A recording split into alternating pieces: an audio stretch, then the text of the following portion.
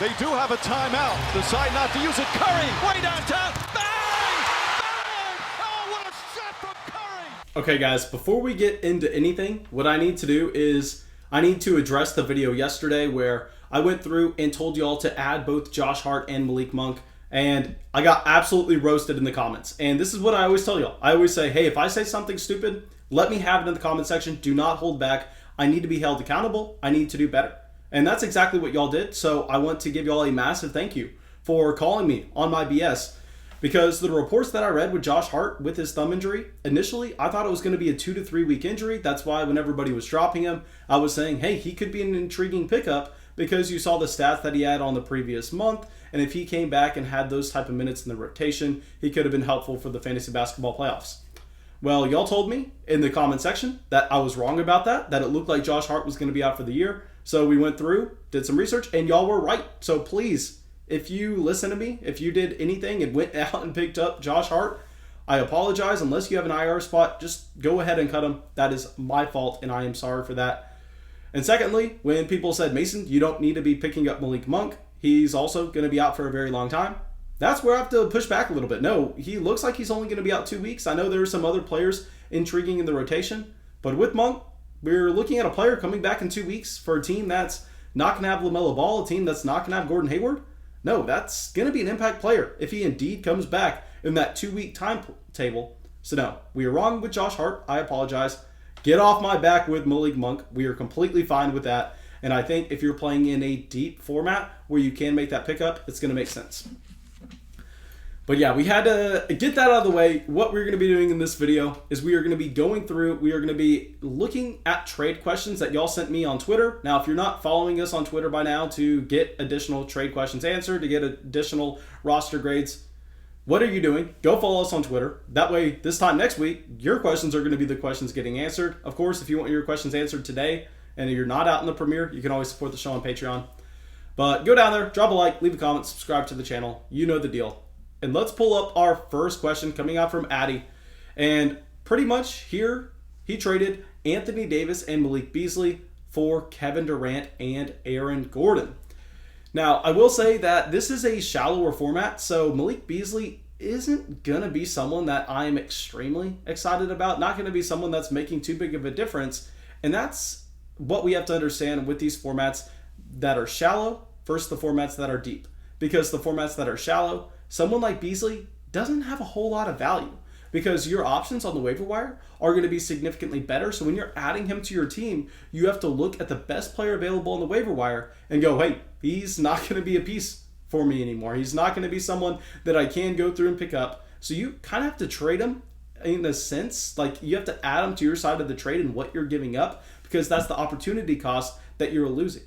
So because it's a shallower format, Malik Beasley, not going to be too excited about. I kind of just want to focus in on the trade. That's Anthony Davis for Kevin Durant and Aaron Gordon.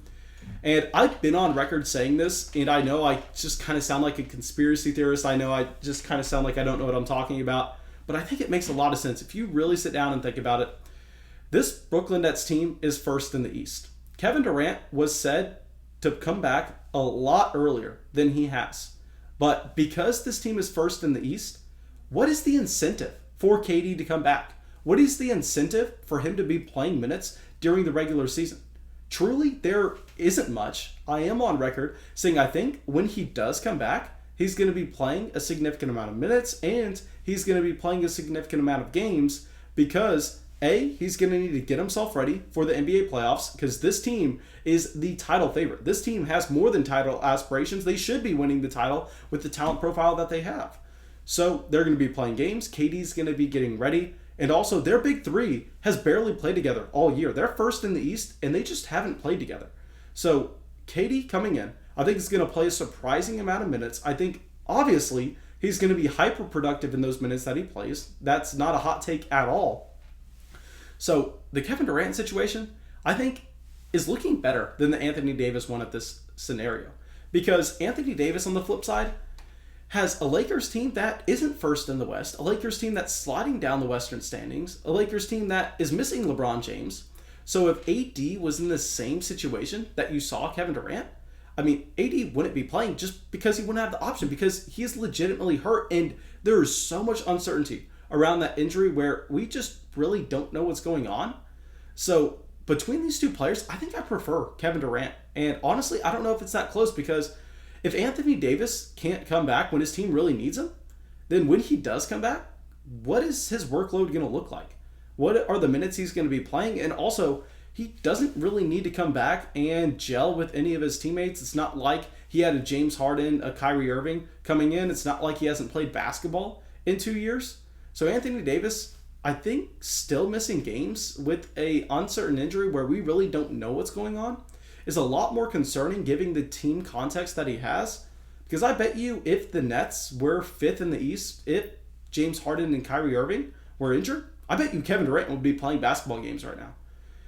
So I know this is full-on conspiracy theorist. I know that I am going down a rabbit hole, and I am probably just losing my mind for making a fantasy basketball video every day, and I probably just have no idea what I'm talking about. But given the team context, I think Kevin Durant is someone that I would prefer over Anthony Davis in fantasy basketball right now. And then you go through and look at the fact that you're getting Aaron Gordon on this deal. Now, that's a piece that I really like. We haven't talked about Aaron Gordon a lot with his recent performances with the Denver Nuggets. And Aaron Gordon has been fantastic for this Nuggets team. Now, it hasn't translated to a ton of production for Gordon himself, but this is a player that just got to this rotation. And I know he looks really good with the impact he's making on the court, but give him some time to make an impact on your fantasy basketball team as well. So I really like picking up Aaron Gordon. Okay, so now, this is something I didn't want to do. Here, we're going to be bringing up our next question from Yossi. And first off, man, I apologize if I got your name wrong. And I want to give you a massive thank you, because I know you are across so many of our different channels supporting each and every video. So I want to personally thank you so much for all your support. And I have to get it out of the way because I'm about to roast your trade here, man. I hate what you did. Okay, so you ended up trading away Luka for Sabonis and Terry Rozier, and I just don't get this trade at all. I mean, maybe if you were playing in a super deep format, then you could explain it away. Maybe if Domantas Sabonis kept his production that he had through the first month of the season, he kept it at that level throughout the entire year, and Luka's shots still weren't going in, then maybe we could explain that away.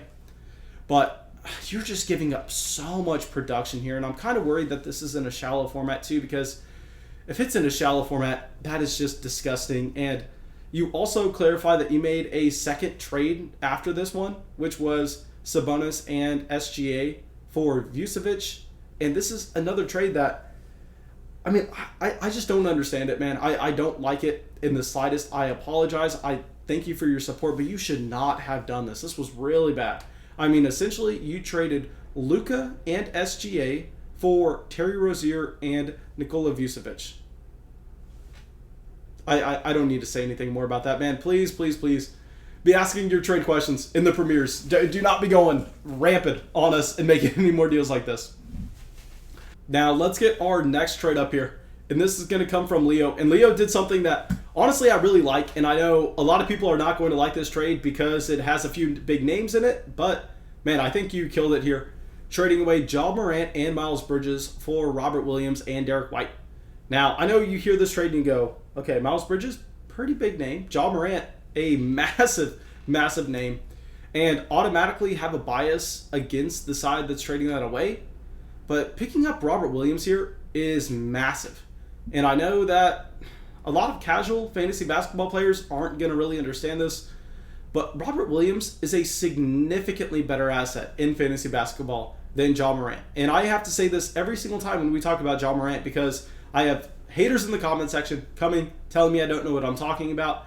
Guys, yes, Ja Morant, extremely talented. A great NBA player, can make NBA All Teams very soon. I mean, he's very young, elite level upside.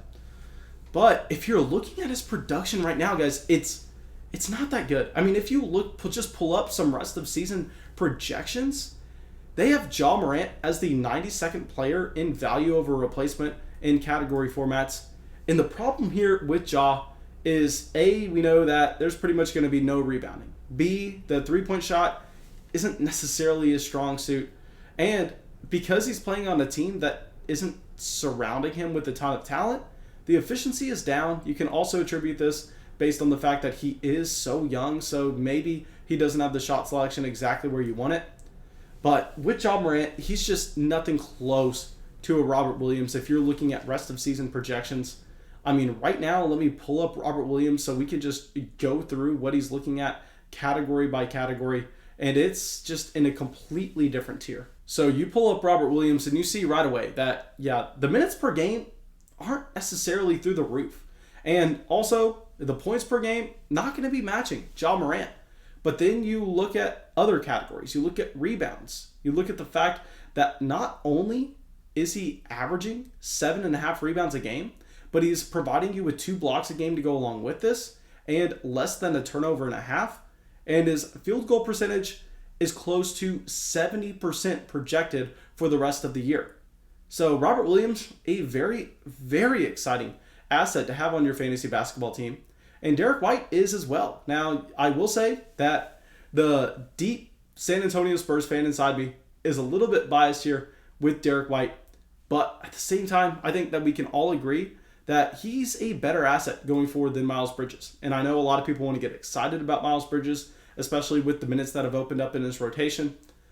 But still, Derek White, we've seen it before. I think he's going to continue to provide it. Robert Williams, right there with him.